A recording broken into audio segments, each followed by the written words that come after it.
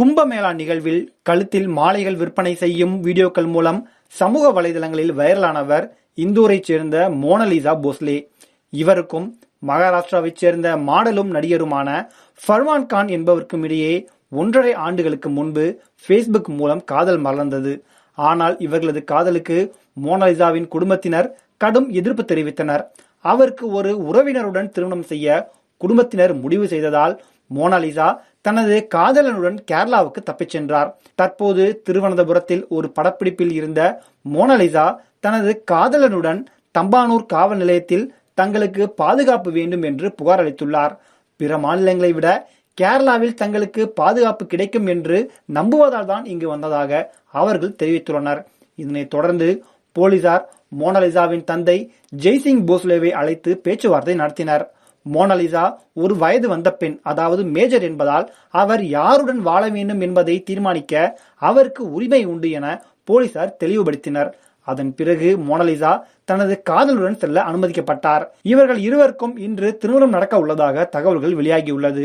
Mona Lisa ஏற்கனவே நாகம்மா மற்றும் தி diary of Manipur போன்ற படங்களில் நடித்துள்ளார் என்பது குறிப்பிடத்தக்கது.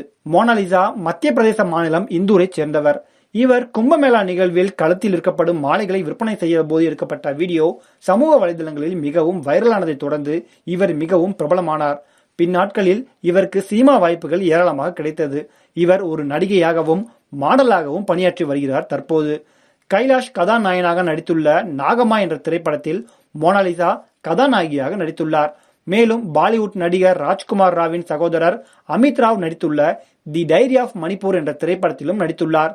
இவர் ஏற்கனவே கேரளாவுக்கு வந்துள்ளார். கோழிக்கோட்டில் உள்ள செம்மனூர் ஜுவல்லரி கிளையை திறந்து வைப்பதற்காக தொழிலதிபர் பாபி செம்மனூர் இவரை கேரளாவுக்கு அழைத்து வந்தார். அப்போது அவருக்கு வழங்கப்பட்ட ஊதியம் மற்றும் விலையுயர்ந்த நகைகள் செய்திகளில் இடம் பிடித்தன. அதே போல ஃபர்மான் கான் மகாராஷ்டிரா மாநிலத்தை சேர்ந்தவர். இவர் ஒரு மாடல் மற்றும் திரைப்பட நடிகர் ஆவார். இவர்கள் இருவரும் சுமார் 1.5 ஆண்டுகளுக்கு முன்பு ஃபேஸ்புக் மூலம் அறிமுகமாகி பின்னர் காதலிக்க தொடங்கினர். மோனாலிசாவின் தந்தை ஜெய்சிங் போஸ்லே மற்றும் அவரது குடும்பத்தினர் இந்த காதலுக்கு கடும் எதிர்ப்பு தெரிவித்தனர். அவருக்கு ஒரு உறவினருடன் திருமணம் செய்து வைக்க குடும்பத்தினரும் திட்டமிட்டனர். இந்நிலையில் தனது குடும்பத்தினரிடம் இருந்து பாதுகாப்பு கோரி மோனாலிசா தனது காதலன் ஃபர்மானுடன் கேரளாவுக்கு தப்பிச் சென்றார். திருவனந்தபுரத்தில் உள்ள பூவார் பகுதியில் ஒரு படப்பிடிப்பில் இருந்தபோது அவர்கள் தம்பானூர் காவல் நிலையத்தில் பாதுகாப்பு கோரி புகார் அளித்தனர். மோனாலிசா வயது வந்தவர் என்பதால் அவர் யாருடன் வாழ வேண்டும் என்பதை தீர்மானிக்க அவருக்கு உரிமை உண்டு என போலீசார் தெரிவித்தனர். இதனையடுத்து மார்ச் 11ஆம் தேதியான இன்று அவர்கள் இருவருக்கும் திருமணம் செய்ய நடைபெற்றுக் கொண்டிருக்கின்றன.